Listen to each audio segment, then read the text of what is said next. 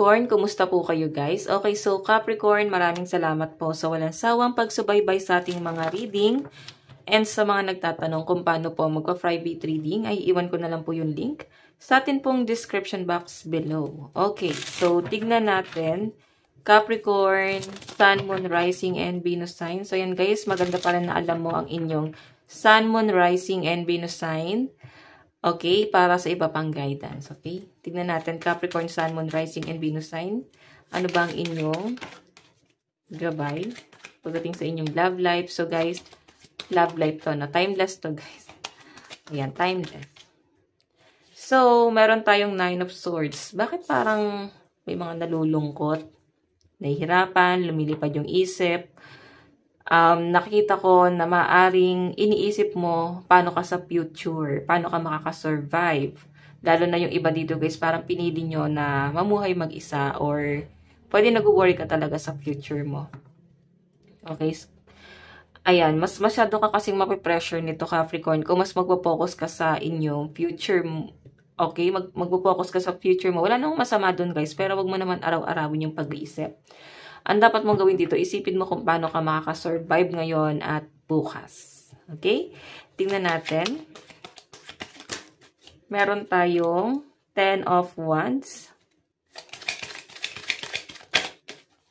10 of Wands. Meron po tayong 3 of Pentacles. Siguro guys, hindi kayo gano'n nagkasundo ng person mo, lalo na kung paano kayo mag-usap, talagang mabigat, pwedeng nagkakabitawan ng masasakit na salita, or pwedeng masakit magsalita yung person mo. And maaring ito rin guys yung gusto mo magbago sa person mo, kung paano kanya kausapin, no? Pwedeng ang problema nyo talaga guys is yung communication. Hindi kayo guys gano'n nakakatulog ng maayos kasi pwedeng hindi kanya kinakausap ng maayos. Capricorn, no? Or pwedeng kung nag-uusap naman kayo guys, parang kung hindi man guys nag-aaway, pwedeng iba yung dating iba yung kung paano siya magsalita sa inyo. Para bang feeling mo hindi ka na niya mahal. Okay? Masakit siya guys magsalita sa pinapakita sa akin. And I think ito yung kailangan nyo guys, i-work out parehas, no? Kung mahal ka pa talaga ng person mo, dapat hindi siya ganito magsalita sa inyo. Kung mahal mo talaga din yung sarili mo, hindi mo dapat hahayaan yung sarili mo na ganto-gantuhin ka lang niya guys, no? May nakikita kasi ako dito guys, iba sa mga Capricorn na para bang nagtitiis. Okay? May mga problema kayo or mga bagay na para bang hindi nyo na guys gano'n pinag-uusapan. Parang mas pinipili na lang guys na parang manahimik. Mas pinipili na lang na matulog. Or pwedeng, ayun nga guys, tinutulugan na lang guys yung problema. Okay? Kasi 9 of Swords 10 of Wands, 3 of Pentacles. Tinutulugan na lang po guys, no? Kumbaga pag nag-away kayo ng person, mahayaan ka niyang matulog. Hayaan ka na niyang magising kinabukasan na masama ang loob. Okay? Na hindi ba lang sinesettle yung problema. Maaring wala kayo guys, dito, maayos na, plano. Okay? Parang basta nagsama. Okay, parang wala kayong plano about future. Ang nakikita ko, to guys, trigger. Nata-trigger kasi mahal. Mahal yung isa't isa. And yun lang yung nakita kong dahilan. Pero, the rest, parang hinayaan ko naman ugali ng isa. Pwedeng masama talaga guys yung ugali ng person mo. Narcissistic siya eh. Gusto niya siya yung magkokontrol. Dapat ang kailangan daw dito is partnership. Okay, ayan mo. Tingnan natin. Baka pinagnakawan ka nitong person mo, Capricorn. Alam mo yon, para bang below the belt na yung ginagawa niya sa inyo. May sumbatan about money, yung kung ano yung mga nagawa. May parang sinusumbat pa. Tignan natin tong 9 of Swords. Ano po itong 9 of Swords? Ano po itong 9 of Swords? Meron po tayong The Fool. Meron tayong 3 of Cups.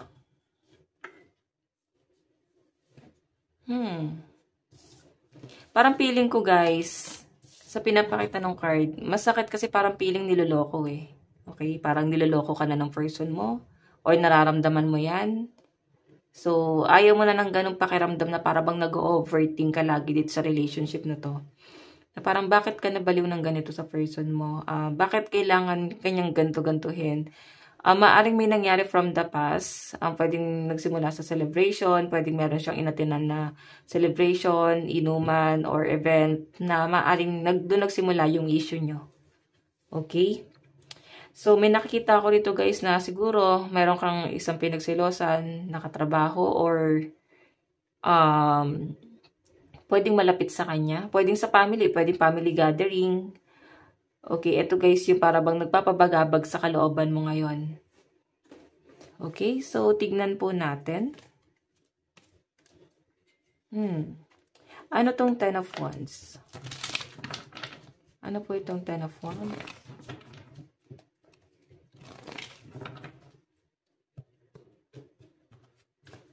Ano po itong 10 of Wands?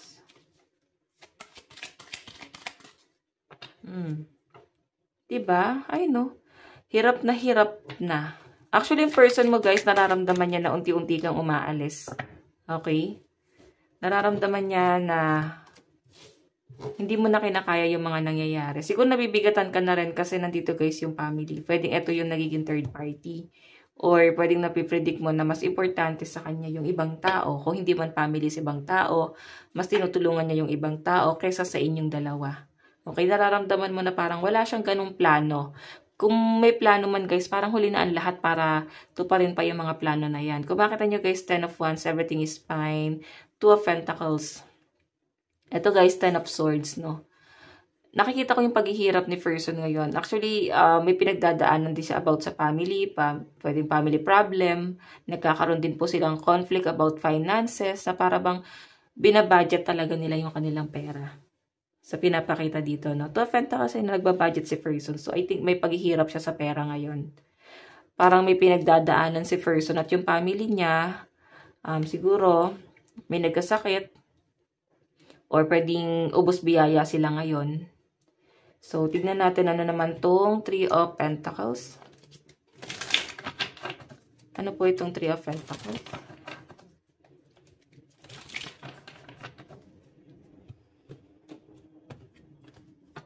Ano po itong 3 of Pentacles?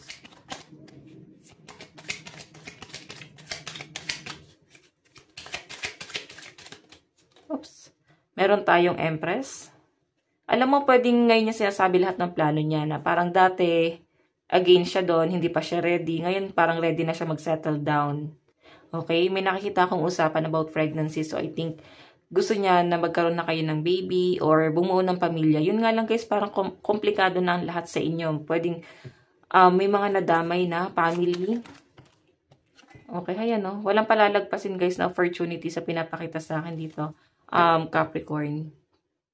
Yung iba sa inyo guys nag-overthink ngayon, nasasaktan, ayaw mo na ngayon mag-social media, parang wala kang gustong gawin ngayon kasi parang gusto mo lang matulog, mapag-isa, ayaw mo nang magbukas ng cellphone. So, pwedeng nahihirapan ka sa ganyan, no? Sa pinapakita sa akin. Kasi nandito guys yung mga disappointment mo. Okay? Nadi-disappoint ka siguro sa ginagawa ni person mo. Kasi inuuna niya yung family niya. So, actually, mahal ka ng person mo. Nakita ko na habulin ka niya, guys. Okay? Mahal ka ng person mo. Yun nga lang, guys. Talagang family-oriented si person. So, I think, kaya yun ang pinagtutuunan niya ng pansin, guys. And yun yung pinag-aalayan niya ngayon ng financial. Parang nararamdaman mo dito, guys, na hindi siya ganun kaano sa inyong finances. Okay? Hindi siya ganun kaano sa inyo, ka-open, hindi ka siguro niya tinutulungan sa financial.